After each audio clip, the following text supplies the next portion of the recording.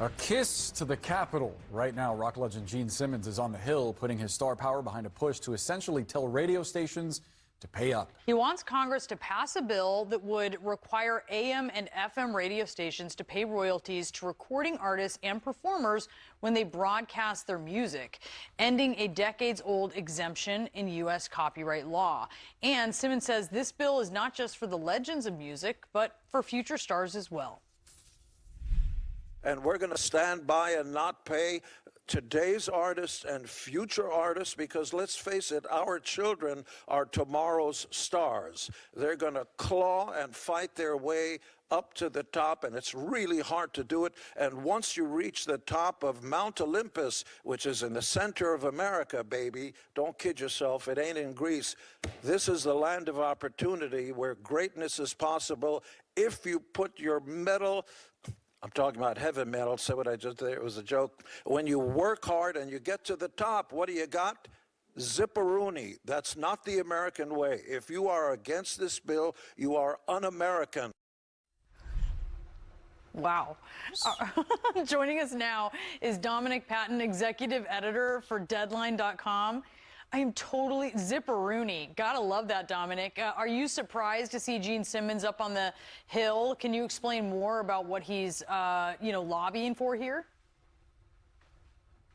Well, what he's talking about, Brianna, is the American Music Fairness Act, which is pretty much everything you need to know is in the name. You know, Gene Simmons is Gene Simmons. And I have to say this, as a lifelong member of the KISS Army, I'm good with it.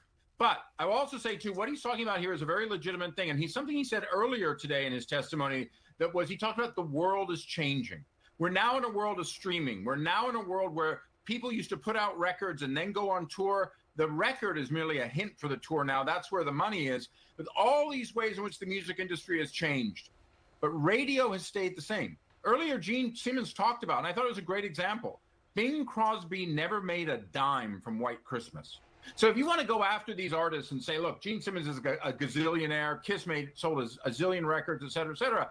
But when music is played on the radio, the songwriter gets money, the record labels get money, the radio stations get money, a lot of money, even in a changing market in AM and FM radio, but the actual performer gets nothing.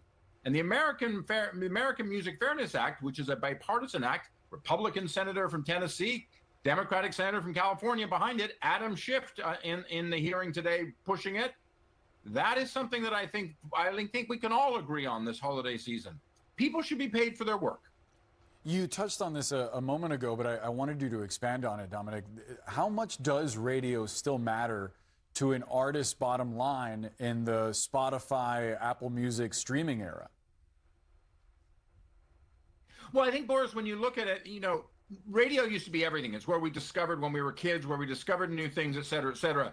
Nowadays, we mainly do it on our phones. But in terms of you're in the car, in terms of you're in a public place, radio is playing, this is a way in which music is introduced. Now, a lot of stations work on different formats, but when you look at more on the local level, and there are provisions in this bill, from my understanding, for the local level, the exposure this can give to people is phenomenal. Still artists, be it on NPR or some local FM station, they show up, they do an in-studio interview, they play their new song. It matters. What matters, though, is in terms of this is that reach that AM and FM radio have. In many ways, I've said it before, it's the secret weapon of modern media. We forget about it, but it's there all the time, and people are always listening. If we doubt that, look at the influence of talk radio over the past 20 years. These are where songs get played. And people still rely on these. Songwriters rely on these. Record labels rely on these. As I said before, the radio stations rely on these. But the performer doesn't. So there's many ways I find myself in disagreement with Gene Simmons, hairstyles being one of them, clothes maybe not today, but I will say this. This is a fair thing. And it reminds me, and you guys might remember this, back in the 80s when Dee Snider and Frank Zappa and John Denver showed up to talk against Tipper Gore's explicit content rules, which should go through. Frank Zappa showed up in a suit. John Denver showed up in a blazer. Dee Snider showed up in all his denim and stuff. But he gave a great argument. Artists need to be allowed to have free expression. And in this case, artists need to be paid. And why has it taken until now to get to this point with this issue? Well, I think for the same reason a lot of things do. Congress moves at a glacial speed. You guys know that more than anyone. And so there's that. But there's also a lot of disagreement. Right now, this bill is in the House, where it has kind of been perched and parked for a long time. Gene Simmons seems to indicate from his Kennedy Center honors this weekend and other conversations that Donald Trump is in favor of signing this. He has signed other music modernization bills. You know, again, we're in a changing economy. Look at all the discussion about Warner Brothers being bought by Netflix or Paramount. The whole dynamic of media changes almost yearly now. So in terms of this, is Congress, the law needs to catch up with, in many ways, the argument can be made, with the social realities of this. It's a question of throwing out what has been the standard for 100 years now and coming up with a new way of doing things. We do that on many different levels. I mean, look, streaming music didn't really even exist 22 years ago. Now there's a whole system that works. Some people say Spotify rips off artists. Some people say it's unfair, benefits only big artists like Taylor Swift and Lady Gaga and not independents. But there's a system in place. There is not a system of payment in radio. It's a glaring omission in many ways.